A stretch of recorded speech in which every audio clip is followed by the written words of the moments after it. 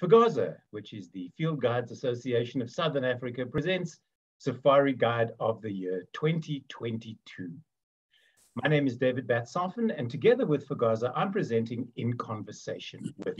I'm chatting today to the Managing Director of Ruggedwear Clothing, who is the clothing sponsor for this year's event. That's Howard Rogerson. Howard, good morning. Welcome to you. Good morning, David. It's always good to chat to you, and it's actually quite an honor to be on your show. So thank you for contacting me, and yeah, it'd be lovely chatting to you this morning. So this is not Ruggedwear's first rodeo. It is, in fact, the second year that you're the clothing sponsor. So tell us why and what you expect from the contestants this year.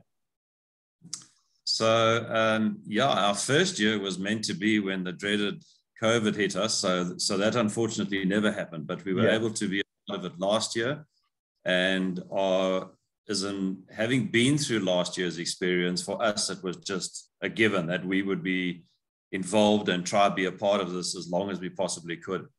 And so this is our second full year of sponsoring the contestants.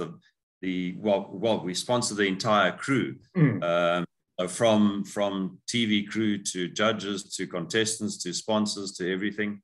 And it's quite a big task getting everyone's sizes, because we all think we're a size older than we actually are. And the reality is that the inactivity of the last 2 or 3 years, the sizing isn't 100% correct, but we generally get it spot on. And it's a massive, massive privilege for us. For us, it's the highlight of Ruggedwear's sort of calendar for the year. And we put a lot of time, a lot of effort into it. It's a big sponsorship.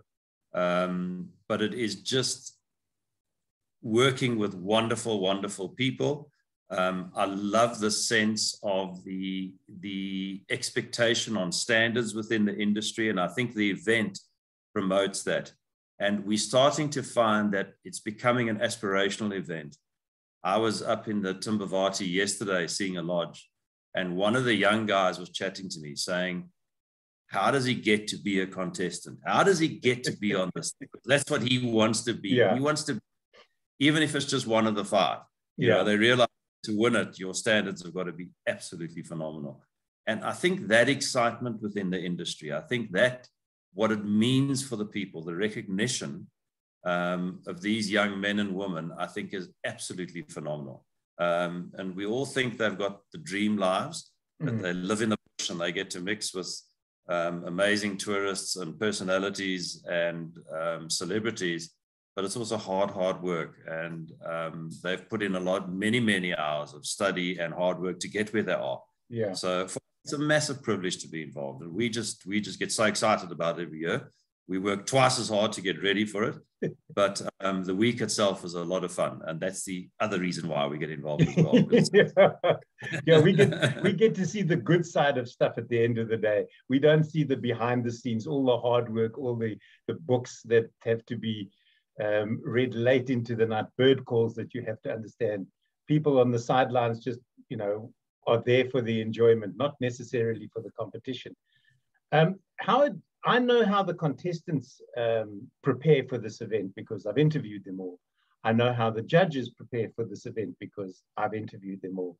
How do sponsors prepare for this event? What is Howard Rogerson going to be doing so that when he arrives at Safari Guide of the Year 2022 at the end of June, he's going to say, I can do 56 bird species, or I can recognize 50 tracks and signs? So you talk about that, and obviously as a sponsor, there's a huge amount of work that goes into it prior to the event. Right. We start working on this already in January. Already start planning for it, preparing for it, making sure that we're okay with FAGASA, that relationship is good, that they still want us on board. How is it changing each year? Because each year the standards are lifting, and it's getting more and more professional, and it's becoming a bigger and bigger event. Which is nice to be involved with. So obviously there's a huge preparation from that point of view. We also launched new products at this event. This year we're doing a range of brand new footwear that is absolutely phenomenal, that has been designed specifically with the field guides in mind. So it's a boot that is We've had their input, we've had their guidance as to what it is that they actually want. Our full new range of soft shell jackets are coming out. And again, that's been driven by feedback from the industry. And then obviously our new range of cotton stretch ripstop garments, which are coming out as well. So there's quite a lot of work that goes into that. We always like to launch new products at the event because the bulk of our range is geared around this industry. It's for this industry.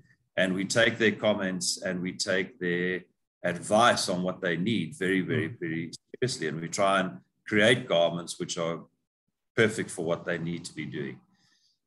So that's the one lot of preparation. I'm extremely fortunate in that I have a huge team of accomplished people that I can delegate to. My poor marketing manager ages by about a year and a half. So she's a lot older than when she first started working with us.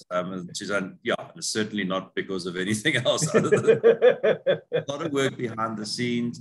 There are obviously deadlines to be met, production deadlines, and floods in KZN and those things flutter. They create sort of nervousness around what's happening. But we're blessed that all 5 factories have been unaffected. The KZN scenario this year. Unfortunately, the people within the factories have been affected, and that's been extremely difficult. So homes have been destroyed, they've been displaced, all of that. So it's been a huge effort trying to just bring stability back into their lives. So that's the one thing. The other thing is that, yes, I do feel a bit of pressure because I'm around these people who know so much, and I'm just enthralled that I know the difference between a Woodlands Kingfisher and a Hardy. But they certainly are, as I stand in awe of these people, their knowledge and whatever. And it's the most amazing week just to be around these people and to just absorb everything that they know, and just to feel their passion during the week is lovely. Great stuff. Howard, for people who are watching this who are not in the industry necessarily and want to find out more about your product, because there are people in other walks of life that may like what they see on screen from a clothing perspective and may want to purchase. This is not geared only for the guiding industry. So how do they find out more about Ruggedwear? Well, we've got quite a good online presence. Our website, which is www.ruggedwear.co.za. There's an online shop there. A lot of our clothing is being carried in different resellers throughout the country through most of the co-ops. I think we've now just signed up our 8th co-op. So they all carry a lot of our range. We were represented at the previous agricultural show now, which has just ended, which was down in the Free State, the Nampu show. So certainly our clothing is out there. And if they can't find it, they're welcome to contact our offices and we'll put them in touch with a reseller which is in the area. Great stuff. And we supply right throughout the country. We even, you won't believe it, sell 2-tone shirts to some guy in Norway. I'm not going there. We don't know. We don't understand, but he loves the stuff and he places his order every year. So, and we export into Europe, into America, and up into Africa as well. Great stuff.